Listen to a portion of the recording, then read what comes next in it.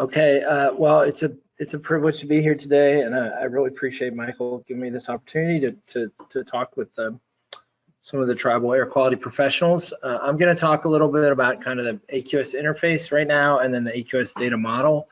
AQS is built on a technology called Oracle Forms and Reports. It was rebuilt in the early 2000s, before I was here, late 90s, early 2000s, to replace a mainframe system that was called Aqs, which had been built, I believe, in 1975. So those definitely predate me. The technology picked at that time was something called Oracle Forms and Reports, known at the time as client server. That technology is nearing the end of its lifespan. As you know, in 2000, there were no smartphones or anything like that, and the way we interact with the web and with services and with the world has changed so much in 20 years.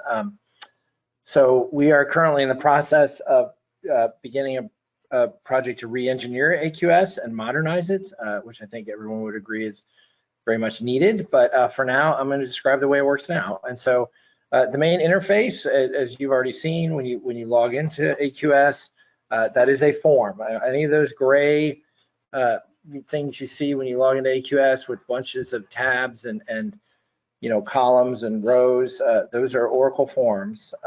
They essentially are running on top of an Oracle database and allow you to directly put data into and pull data out of the Oracle database that holds all of the AQS information.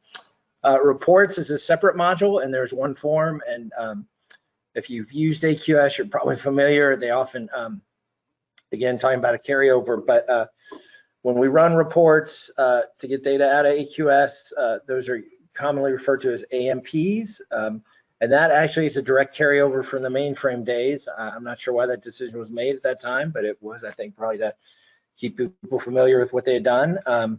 We're not going to carry, we're going to carry forward reporting so you can get the information. Don't worry about that, but it will not be with AMP reports directly one for one as we go forward. I do know that about our modernization effort. And when you run a report, you can get data out of the system in either a PDF format for printing or reading. And then for more and more reports, we've tried to make sure there are work files available in a CSV format, comma separated, so that you can pull them into Excel or other things of that nature. So, and then also when you pull up the interface, there's menus at the top and there are icons. And the menus basically let you either select a form or execute an action if it's from the action menu on the left-hand side. And then the icons also let you execute an action, and we'll go over some of those. So Michael, if you wouldn't mind going to the next slide. Okay, so this is the AQS screen layout. I'll just go over some of the things that, reading from top to bottom. This is, a standard window that pops up. Again, it's client server. So you've logged in AQS. It's downloaded the Java interface it needs. So it tells you you're in AQS. You have the menu across the top, and then you have the icons. And we'll go over some of the icons in more detail. The title bar, which should tell you what form you're on, as well as what screening group you're in. This example is Mike Brooks put this together. So this is the Tennessee screening group, which obviously state, not a tribe, but and then the tabs across, your user profile and all that, and then the information in there. So you can see what we've collected here, the name, the street address, zip code, AQS user ID, etc. On most forms, the convention we try and follow, and if we've missed any, please let us know, is that required fields are bolded. And so if you go down the rest of the screen, you see at the bottom, there's it tells you what to do when you're on a given field. Like Michael in this example has highlighted the last name field. So the status bar says enter the user's last name. And also, since in a lot of situations you're pulling back a lot of data, you're pulling back multiple monitors or multiple sites, it tells you what record you're on out of how many records there are. So you're on the first and only record in this case. So this is just sort of a very typical form. This happens to be the security form, which is the one that you use to change your password and that we use to assign people to screening groups and give them roles of that nature. So if we can go to the next slide.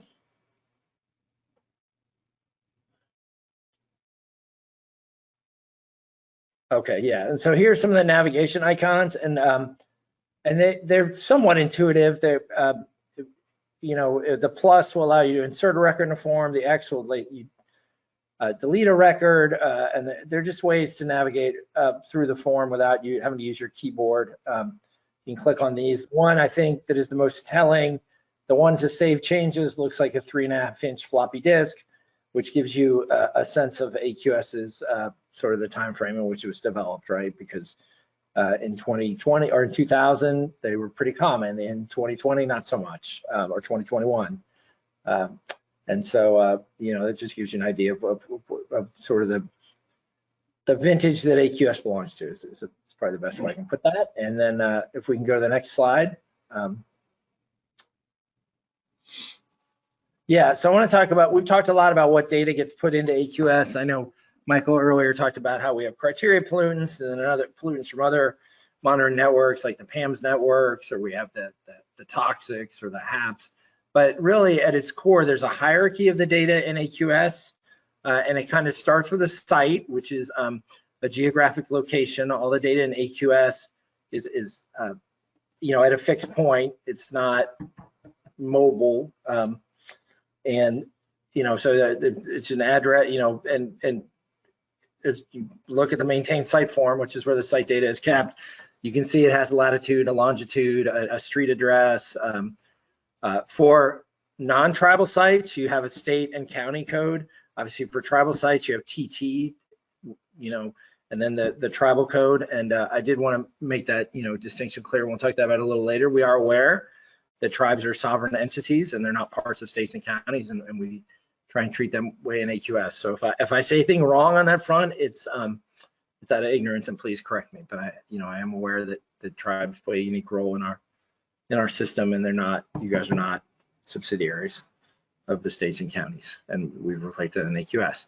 So and then beneath the site there are monitors, and the one thing I want to explain about monitors is you know, I think it's common, and this diagram probably encourages that you think of a monitor as one machine, but that's not really what a monitor is. In AQS, we would call sort of a machine that collects air quality data a sampler, and a monitor is actually just a measurement of one parameter. So it could be, you know, if you had a weather thing that was collecting barometric pressure and temperature, even though it's one device, right, it's two monitors. Likewise, the most common example we use to explain this, if you have a filter-based monitor that gets sent to a lab, and then they look for the presence of 20 or 30 different pollutants on that filter, that's really 30 monitors, you know, or 20, whatever many pollutants you're looking for. So a monitor is best understood as the measurement of one individual pollutant or other kind of piece of data, like meteorological data, rather than a machine. And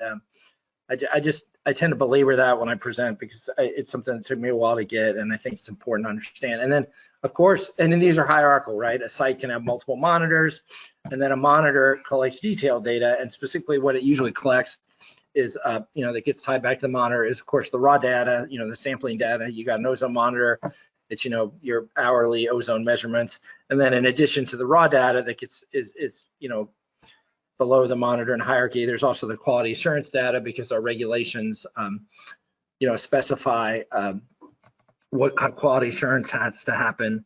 And I'm going to step back and even, and I think Michael covered this, but this is a point I always like to make. You know, the whole driving purpose of AQS, I mean, there are other kinds of data that get into it, as we talked about, but is really the certification, you know, of criteria pollutants and the determination of whether a given area is an attainment or non-attainment with the Clean Air Act. That's really what AQS was set up to do. And that's, you know, we had a former employee, and he used to like to say the prime directive of AQS is certification. So going out, monitoring the criteria data, quality assuring that data, and then, you know, calculating where the data you've collected is above or below the applicable national standard. And then if it's above, obviously, then, you know, beginning some kind of remediation efforts to get yourself back into attainment. So that's really what drives it all. So the next slide. Yeah, and so here's an example. I talked a lot about this, but of how sites and monitors are expressed in the system. So, you know, a non-tribal site is going to have a state code, county code, site ID like that. A tribal site, as we talked about, and Michael was good enough to put in a lot of examples, I think, using the Ho-Chunk Nation of Wisconsin. You're going to have TT to indicate it's a tribal site in the case, and that's where the state code goes for non-tribal sites. Then you have the 3-digit tribal code, and then you do have a 4-digit site ID. So state codes, county codes, and tribal codes, as we've talked about, they come from the FIPS, the Federal Information Processing System. They should be the same across, other information systems besides AQS. The site ID is a 4-digit ID that the user picks, and it's unique to a tribe, right? So a tribe like Tribe 439 Ho-Chunk can only have one site that's labeled 2001, or it's unique to a state county, but we're focused on tribes here, so it's unique to a tribe. And then, like I said, the monitoring data is how a given pollutant is measured. So you take that site ID, you add a 5-character parameter code. For example, ozone is 44201. So if at this site here, if there was an ozone monitor, it'd be TT-439-2001-44201, and then you have what's called a POC, or parameter occurrence code. So there are times because of regulations, or just because the monitoring program that you're engaged in requires it, or you want to do it, that you'll have multiple ozone measurements at a given site, or other parameters too, not just ozone. And we don't enforce what those POCs mean. You can pick them. So like in some monitoring organizations will say, okay, POC2 is always the co-located monitor, but that we don't enforce any of that in AQS. The rest of it we enforce, the state, the county, the tribal code, in terms of it having to be, it has a meaning. You can tie it back to an actual entity. And the same thing with the parameter, 44201 is always going to be ozone, but for the POC, we don't do that. So if we can go to the next slide, Michael. Yeah, okay, so, and we've talked about you have the sample measurements that go into data, and so the big ones, it's the monitor ID plus when the sample was taken, the value of the sample, any codes you might have put on there, the standard you're collecting it on, because they, for example, with ozone, you have a 2008 standard, they change the NAC, they revisit the NACs every 5 years, and they often promulgate, when they do that, they promulgate a different standard. And but since we've collected data in AQS, I think the earliest samples from 1957, and the Clean Air Act started in 1970, we will have data that's, data that was collected in 2000 for ozone was collected under a different standard than data is collected today. So that can matter. And then there's reference data. We've talked about tribes, duration, parameter codes, that kind of reference data. And then finally, there's the quality assurance check. We collect all this monitoring data, we put it into AQS, and then we have to go and essentially make sure that the instruments we use to measure them are measuring accurately and completely. So those are the main types of data that that get collected at the monitor level. We put all these codes on the web. These are links to the AQS codes and to the data coding manual, which explains how to do all this. And these codes, the ultimate, we've talked about the ENSC and getting data into AQS. And when you do that, it's going to be in one of two formats. And we have the pipe delimited format here as an example. And so reading from left to right, again, I'm sorry, this is the state county example, but this is a piece of raw data that's going to be inserted to the database for a county in Alabama, ozone, and it's an ozone monitor. And go to the next slide, because it'll be more clear when I show this, please. So yeah, there are two ways you can put data in. It's either pipe delimited, which means one line per measurement that you're making, or XML, which is a longer and an older format, and was very popular when AQS was implemented in the early 2000s, and was kind of going to be the next big thing, but it sort of died off in terms of, I think most of our users submit in a pipe delimited format, and oftentimes the instruments that people use to monitor, vendors work enough with AQS that I believe the data loggers will spit out the data in pipe delimited or XML. And if you go again to this web link, you can see the formats for each individual transaction. There's well, go to the next slide. I think this will be an example, so please. All right, so here's an example to compare the two formats. So we have a site ID, the pollutant measured, the POC, does this value already, the system, the duration, the instrument, all this information that you have about a given measurement. And then go to the next slide. And so this is what it looks like in pipe delimited. It's one line across. But in XML, just for this one measurement, you have about 20 lines there. Now, of course, in the XML, you can tell what the different things mean, the state code and the county code, because you have these tags. You can't tell that in the pipe delimited.